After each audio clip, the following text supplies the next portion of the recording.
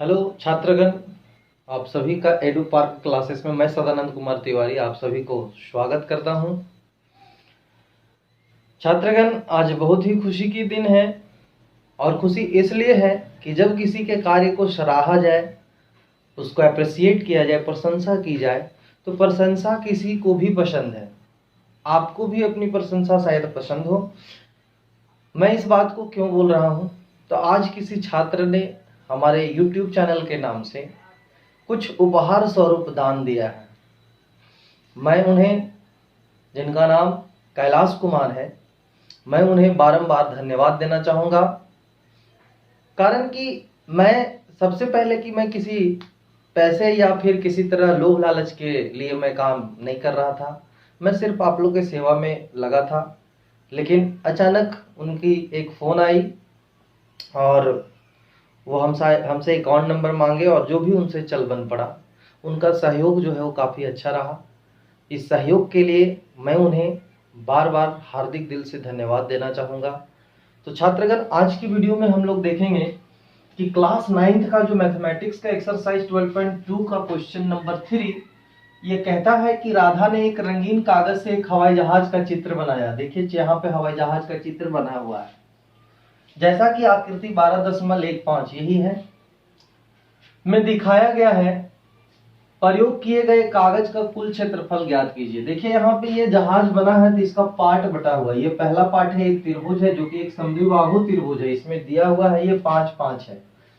उसके बाद ये अंदर का जो है 1 सेंटीमीटर, ये एक, ये 2 और यहाँ से यहाँ की जो ऊंचाई 6.5 और ये यहाँ की ऊंचाई जो है 1.5।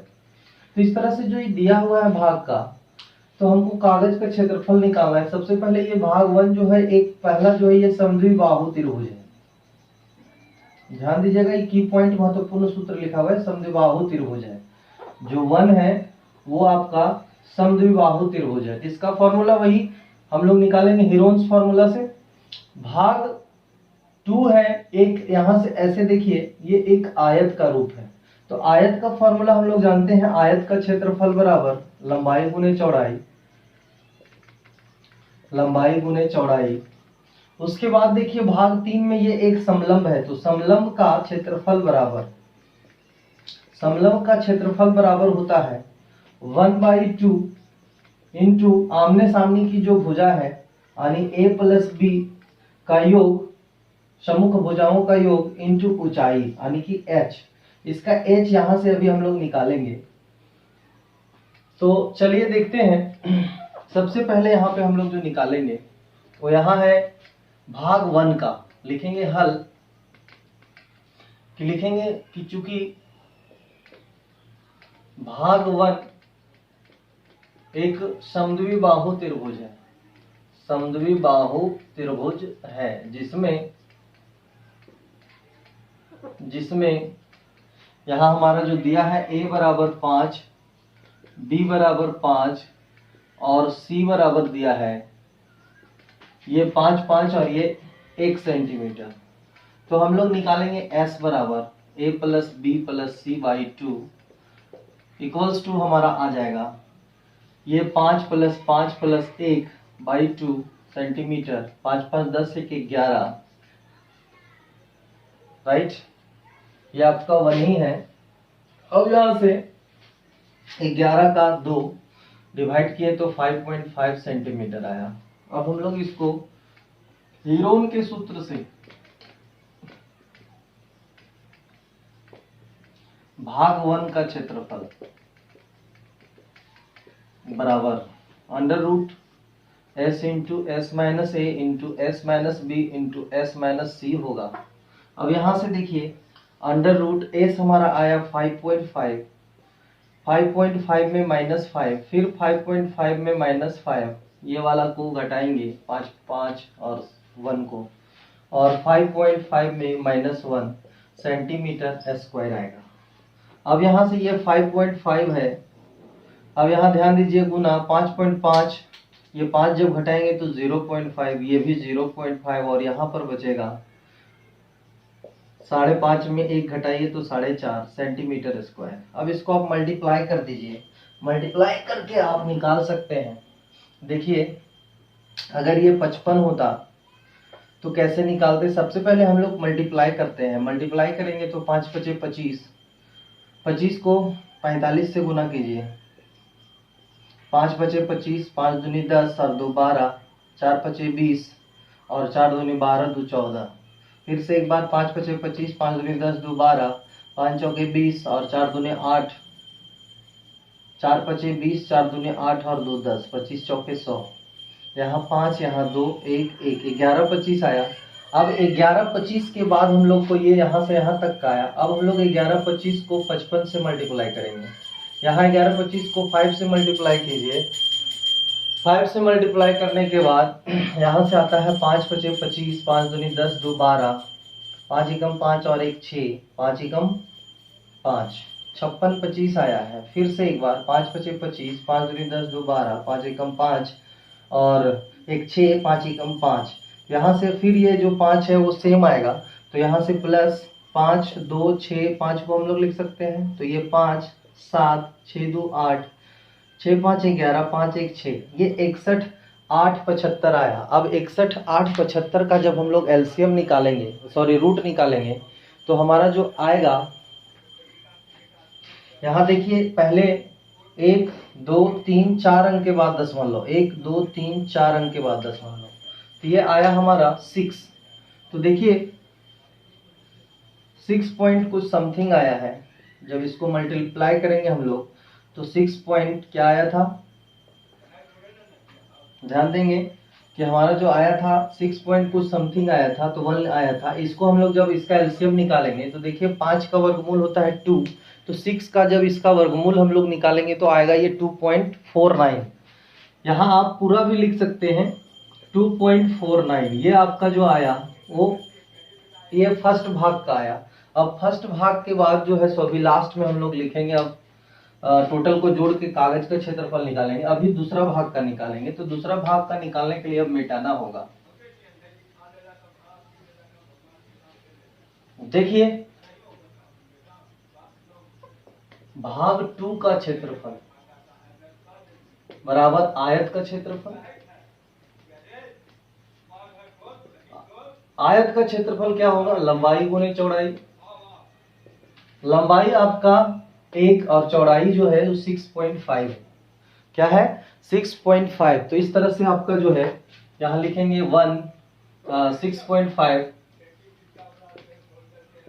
तो मल्टीप्लाई होगा तो आएगा 6.5 सेंटीमीटर स्क्वायर। अब यहाँ से भाग 2 का जब निकल गया तो अब देखेंगे हम लोग भाग 3 का। भाग 3 चूंकि एक समलंब है, लिखेंगे भाग 3।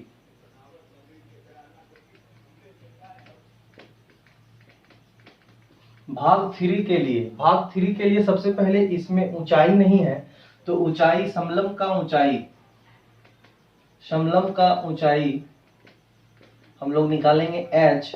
h बराबर जो है फॉर्मूला होगा कर्ण का स्क्वायर लंब स्क्वायर प्लस आधार स्क्वायर, तो हमको निकालना है l। ठीक है, तो इसके लिए हम लोगों को करना होगा क्या, ये 1 जो है सो 1 का स्क्वायर प्लस ये 0.5 का स्क्वायर। अब ये 0.5 का स्क्वायर जो है 1 होगा और ये जब मल्टीप्लाई होगा तो 0.125 सेंटीमीटर स्क्वायर। अब ये जब दोनों मल्टीप्लाई होगा, ऐड होगा सॉरी, तो ये आएगा 1.25।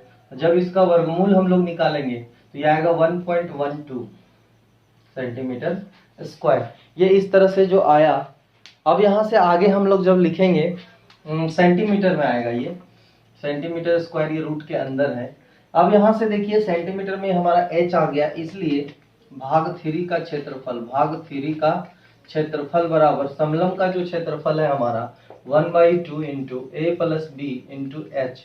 दैट मीन्स 1/2 ए हमारा जो है, अगर ये 1 है तो ये 2, तो 1 + 2 इंटू एच हमारा है 1.12 सेंटीमीटर स्क्वायर। जब इसको हम लोग 2 से कट कीजिए तो 2 से कट करेंगे, 2 × 10, 2 × 12, ये 2 और 1 3, 3 इंटू 0.56 सेंटीमीटर स्क्वायर। जब इसको हम लोग मल्टीप्लाई करेंगे तो 3 × 6 = 18, 3 × 5 = 15 और 1 16, 2 अंक के बाद दशमलव, तो यहाँ से हमारा जो आ जा रहा है 1.68 आ जा रहा है। क्या आ जा रहा है, 1.68 सेंटीमीटर स्क्वायर आया।